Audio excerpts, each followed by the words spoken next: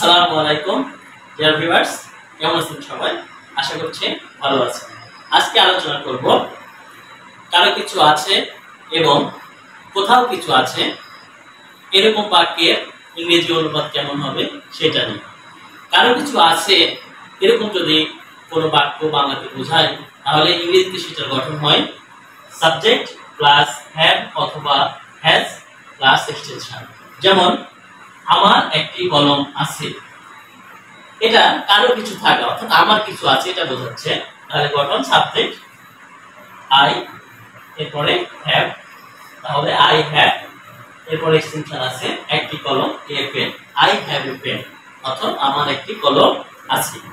আবার কোথাও কিছু আছে এরকম যদি বোঝায় তাহলে বাক্যটা শুরু হয় দেয়ার দিয়ে এবং গঠনটা হয় দেয়ার প্লাস ইজ অথবা আর প্লাস এক্সটেনশন। যেমন আমাদের গ্রামে একটি বিদ্যালয় আছে, এখানেও আছে কিন্তু এটা কোথায় আছে এই জিনিসটা বা এই বিষয়টা ইংরেজি হচ্ছে there is school in our village, অর্থাৎ এখানে দেয়ার দিয়ে শুরু হবে এবং দেয়ার এর পরে এটা ইজ বসবে।